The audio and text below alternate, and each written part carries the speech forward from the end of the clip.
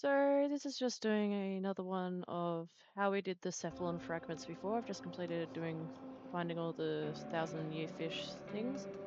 Pretty much once you've done that, you get this little statue thing.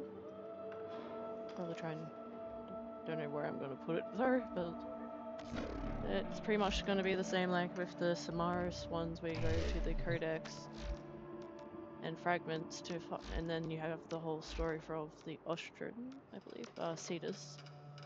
So we'll go through the story for this one. The site of the final battle between the Unum's champion, Gara, and the colossal sentient that wished to claim the tower's regenerative qualities for itself.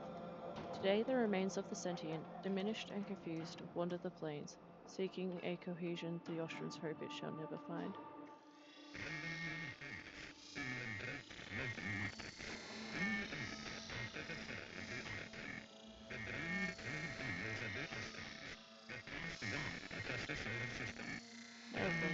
In the age after the fall of the Orokin, the grand clade families of the Ostrons were cast wide across the solar system, roaming and homeless in their great floating markets.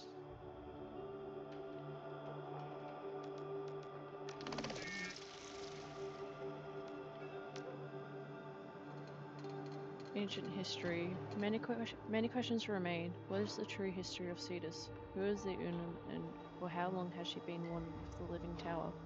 What is her relationship to the Quills? And what hidden purpose do they serve? The archivist, Onko, preserved much of the old folklore, but how much of that is true? If there is any kind of scheme to the unfolding of things, some endpoint in sight, then one thing is certain. The arrival of the tenor in Cetus is no accident.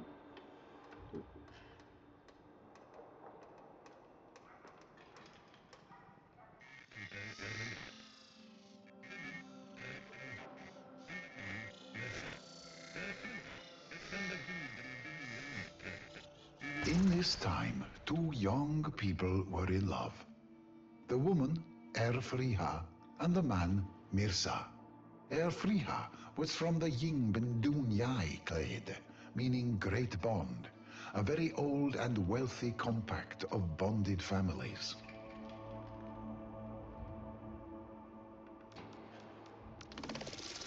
Towers. I hate that it doesn't automatically extend that. Like with the fragments, these things will automatically. Mirza, however, had no clade, his family having been shattered by the Grineer many years before. He was Cetus, meaning landless, cladeless, a body turned to dust, turned to motes on a careless wind. Ephria belonged to families within families. Mirza was alone. The tower's flush. Canal, clear ingress for 275. Shock charges have been affixed. Evacuate 500 meters boomward. Prepare to make fire. Prepare to make fire. The Unum specifies which part of her temple body may be harvested and when. In this manner, her body eternally replenishes, providing her people with flesh to sell, temple kuber to refine, and oils with which to make remarkable unguents. On occasion, nestled within the substrata of her being, a rare discovery awaits: forgotten technology, proto-essence, things which lure travelers from across the system, and so are a bounty for her people. Ostrom Patios.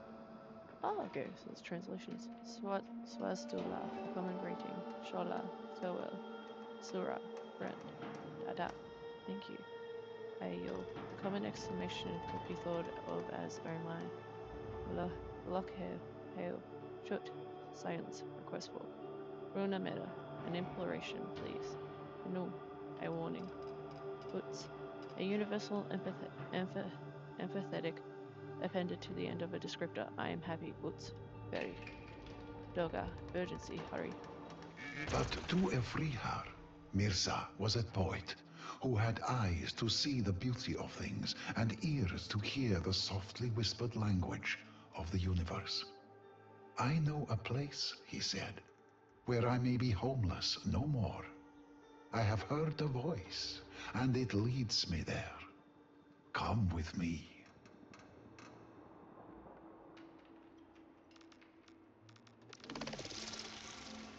Tools of Harvest. The Unum gives of herself, decreeing what parts of a temple body may be harvested for the good of Cetus. Drillers, climbing great scaffolds, punch cavities into the temple wall, which are then packed with mighty shock charges. The call, prepare to make fire, echoes across the rooftops, and all known to clear the streets and alleys boomward of their harvest. The detonations rupture the sacred flesh, freeing great blanket pieces which are, in turn, pulled free and rolled down via the use of long bill hooks. It is then the duty of agile balloon drop drivers to deliver this bounty to the butchers below. Flensers, those who carve up the temple's flesh. Eruptors, those who lay shock charges along chosen lines and make fire, loosening the carved flesh for removal by balloon. Retrievers, those who wring all oil from scrubs at the end of a shift.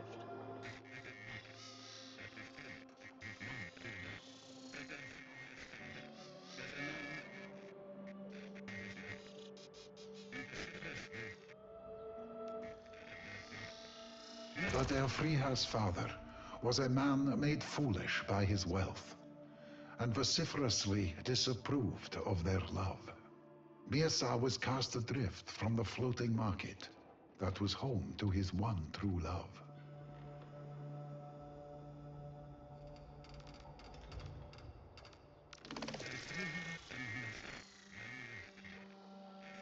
Grenier excavations. Perhaps it is a byproduct of the sentient body being scattered across the plains. Maybe that the tower is here for this very reason. Or perhaps it's just chance. But the plains are mineral and resource rich, so much so that the Grenier risk Austrian retaliation, the wrath of the Tenno, and the rage of the Eidolon itself to mine this place. Okay. No, last one's interesting. Because the Grenier don't run, they just instantly go to shoot, so I never really thought that they'd think that they'd have to be wary of the risking the life of the Tenno.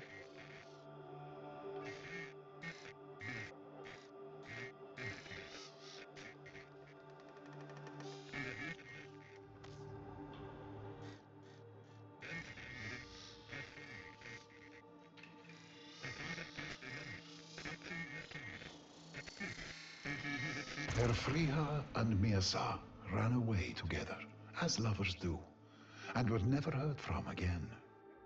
Rent by grief, her family thought her dead. Her father passed away, clutching her cameo, at peace, thinking he would see her soon, in some moonlit afterlife.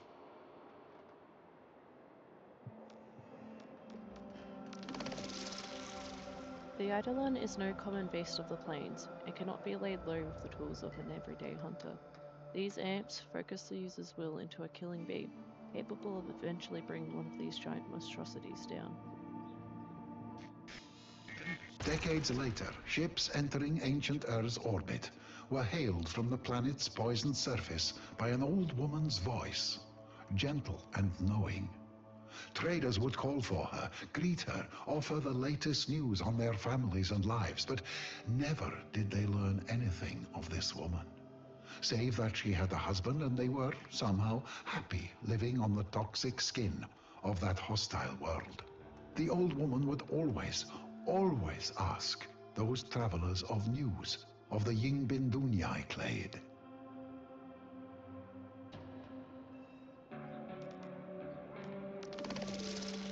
Secretive and respected, the quills are the Unum's closest adherents. Strange and reserved, their bond to her and each other makes for a strange relationship with casuality. We are each one viewpoint within the myriad that comprises the Unum. We watch, we participate, we intercede.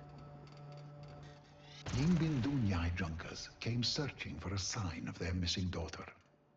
The frail voice of their long-lost child reached out to them, and there was much joy. "You will find us," her message said, "by the light of our love."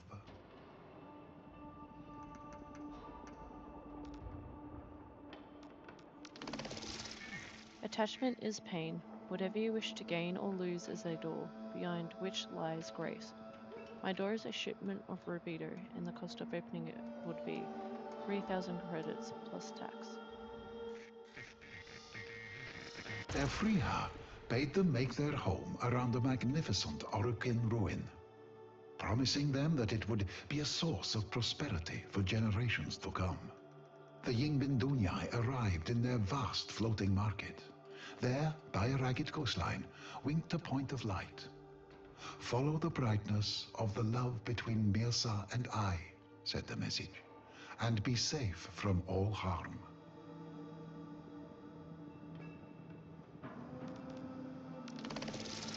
The Orokin Empire may have receded into the mists of history, but what it left behind is repurposed by those who remain.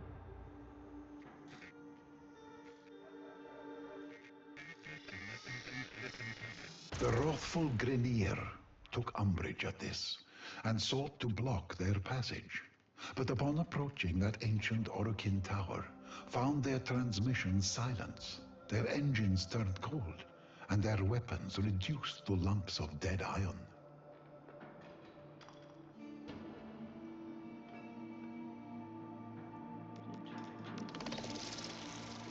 Dispatched to the plains to assist in efforts to harness and understand the Eidolons, these shock troops stand vigil over Grineer operations. They wait for the day when the power of that lobotomized sentient might be turned to their own ends, and loosed against the walls of Cetus.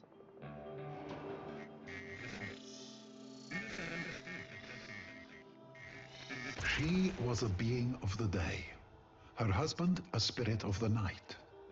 Elfriha was a woman of the land, Mirza a man of the sea. Mirza understood the crushing weight of time in which air existed. In return, air gifted pieces of its ancient self to Mirza, old things shaped to near shapelessness by 1,000 years beneath the waves. Mirza was a man dedicated to finding the sacred in the forgotten, the neglected, and took wisdom from them.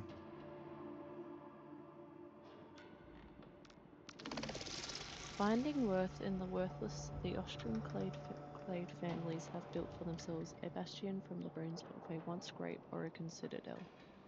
In the eyes of an Austrian, everything may serve a second purpose, and what is valueless now can be turned to serve a useful purpose later. After many decades, Mirza had a small collection of such gifts, such that they could be held in two cupped hands. But in them he understood the lifespan of a world, and so he had struck an accord with the creatures of the sea.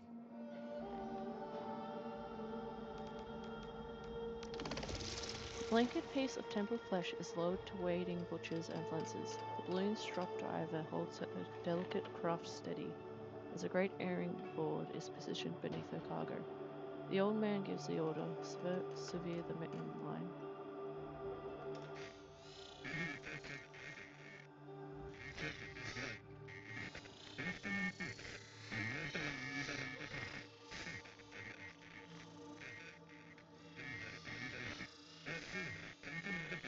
For her part, in her times alone, Elfriha came to know the birds and animals of the plains, and likewise struck an accord with them. Even the tortured Eidolons, creatures of this world and the next, left them in peace, and made the lands around the tower safe for the Ostrons.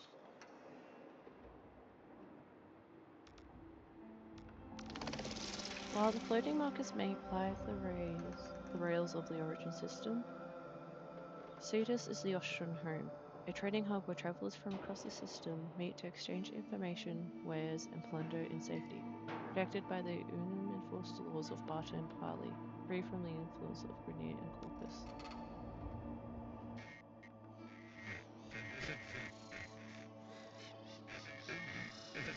At the center of this place was the tower, and within the tower was the Unum, the voice, the force that had called Mirza and Elfriha there so many years ago for this exact purpose. But the Unum is a being for another time, and another story. Will we ever know what the Unum is? Is like a way to know, or... Cargoes. Okay, so no, I don't think... I really hope they will reveal... Oh no. Ooh. Hopefully. The Austrian mercantile scavenger culture has birthed a rich tradition of artisans fluent in many styles, able to make use of whatever material is at hand to achieve stunning results. The side effect of temple harvesting is a light rain of gold dust, which can lead to the degenerative condition known as gilded lung. The need for masks to protect against this has led to a rich maskwork tradition unique to Cetus.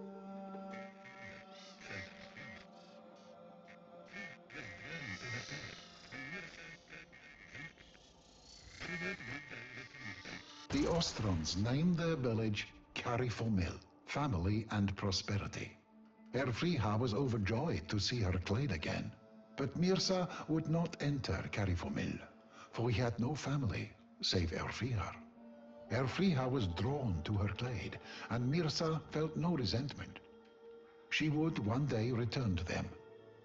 Mirza had known it would be so.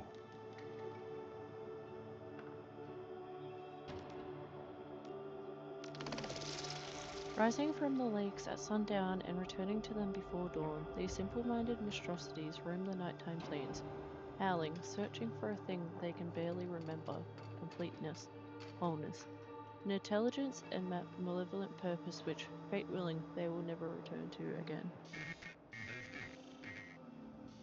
Mirza took the things the sea had gifted him over his long life and took to his boat and sailed out across his midnight ocean. He returned those gifts to the deep, and himself to them too. But this was no death into which Mirza stepped, for a world is made of cycles upon cycles. Mirza stepped into his midnight ocean, falling down into it. And the deeper he sank, the larger he became. This is how the oceans of came to be the home of the 1,000-year fish, legendary, vast, reclusive, the rare sight of which changes men. One of the great ancient spirits of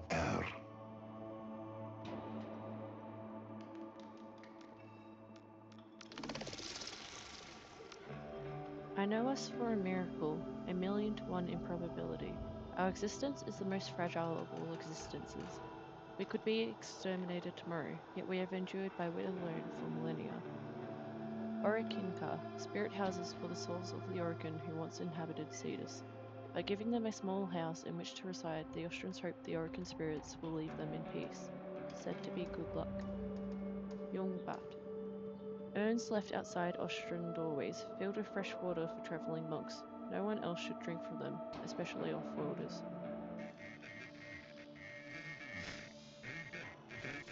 The spirits of the land felt Elfriha's sadness, mad with grief for the loss of their friend to the spirits of the sea.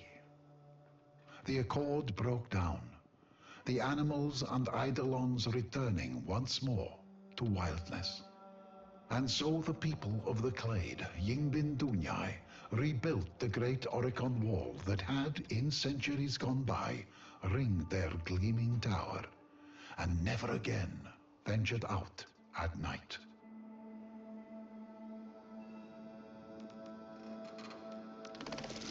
It is my experience of the plains that nature adapts with greater alacrity than we.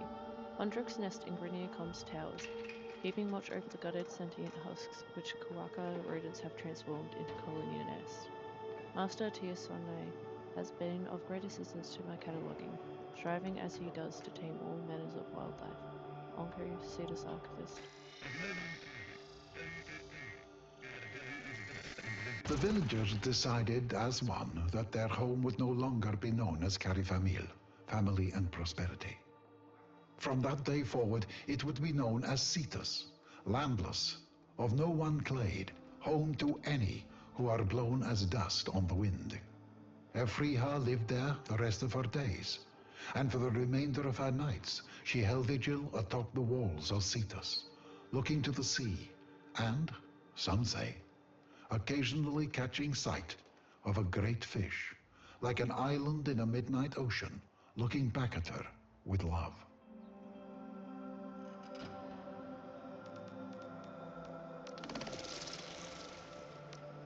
The cry of seabirds, the delicate permeating scent of temple blood, the laughter of children. the shouts of merchants and hawkers, the roar of approaching spacecraft, the distant horning howls of the Eidolon, Cetus. No, not much ruffles an Austrian. It is as if they have made peace with whatever will be. The closeness of the Unum provides a kind of comfort off-worlders suppose, or perhaps some of the sensual knowingness of the enigmatic quills have rubbed off on them.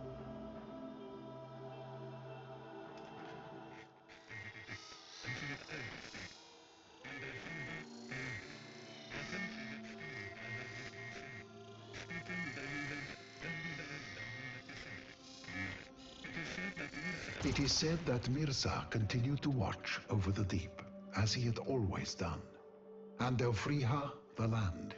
Often she would stand by her husband's sea, speaking in the language only those bound at the soul can know.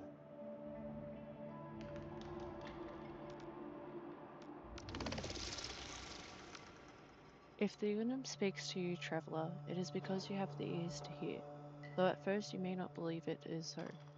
The being known by the Austrians as the Unum and to ignorant off-worlders as the Wall has a reputation for prophecy. Those wealthy enough to own moons have journeyed to Cetus, hoping to buy an audience. But the Unum has no use for wealth, and she alone decides who will hear her words, and when. Austrians believe she sits at the pin center of the universe, listening to the infinite poetry of cause and effect. Some visitors to her chamber leave bitterly disappointed, others elated, others furious. But one thing is certain, the information she imparts changes the person who receives it. When the day came and Elfriha passed from the world, her family buried her on the land. A great fish watched from the sea and kept vigil over her for 10 days and nights. When it sank beneath the waves, it was never seen again.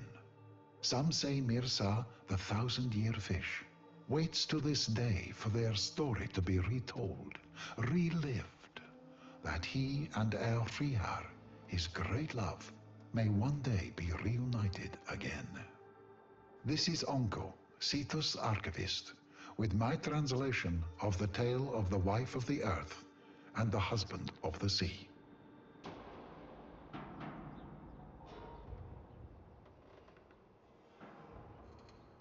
That's a bit sad.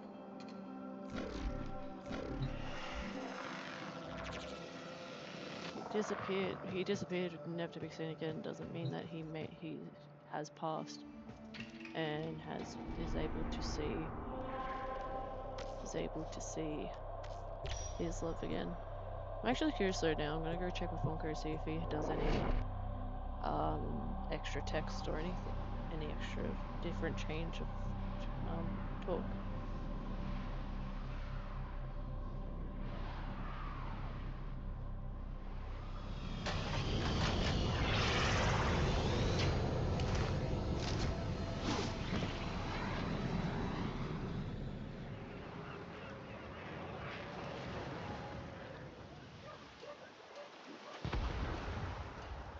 Okay, that was a corpus ship. That is actually a nice symbol. I love the Zato skin, but I can never find a color that I like to make it to use it.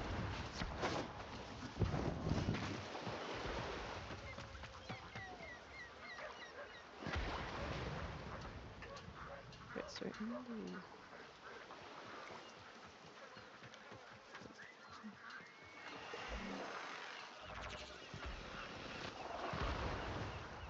be cool that after the quest that had us actually talking to the Unum, or the Unum talking to us, that we were able to go and access the Unum tower again. Hopefully future quests they do that.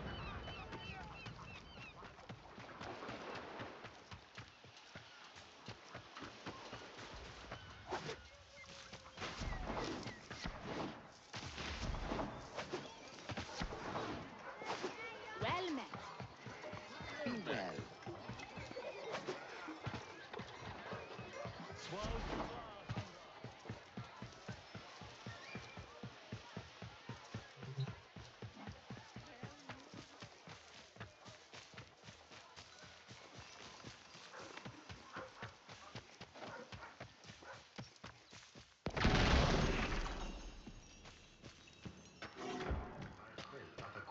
tertiary hash.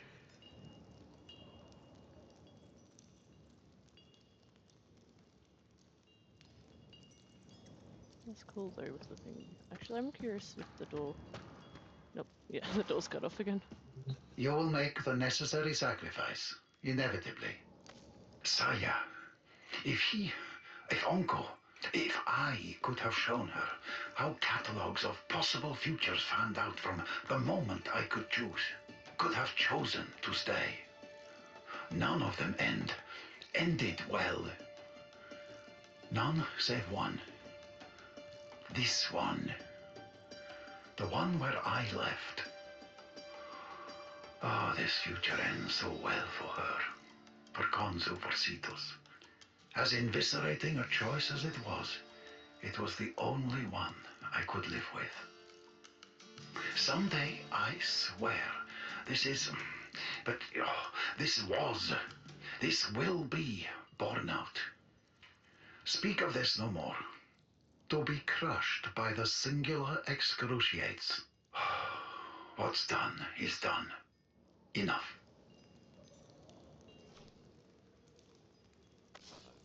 Tenno separating from simple nexus at Quill Onco Primary.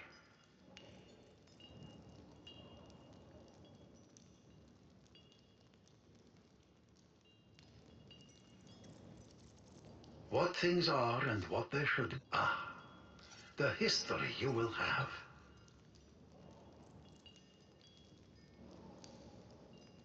But yeah, that's the what happened. That's the story once you collect all the 1,000-year fish fragments.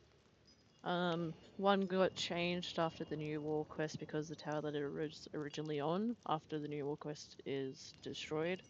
So only one of them does move locations if you try and find it after the new war quest. But otherwise all the others remain in the same locations. Pretty much all around the plains of Eidolon. About 2 or 3 are found in caves, I think, from memory. But yeah, it's an interesting story. I still, obviously, the Cephalon fragments are a bigger story and go into more depth, but this was actually quite an interesting story to hear about. Doesn't really tell us what the Unum is still, so we still have no clue what the Unum is. But that's pretty much, that was it. But yeah, hope you guys enjoyed this story, and if we get all the summer chords, or might even do a separate one of the courier to show the whole poem. It's a very long grind for the courier. I might even work on a collection of videos of each locations, for each location of the couriers, if for any of those wanting to grind the whole thing. It was not a fun grind, but the poem is worth it. The poem that you get for doing it is really worth it. So I'll either do the video of the poem first, or I'll do videos of each locations of each courier for all the parts, and then do a completion of the poem. But we'll figure it out from there. But we shall see you in the next video. Feel free to subscribe, and thank you so much for watching.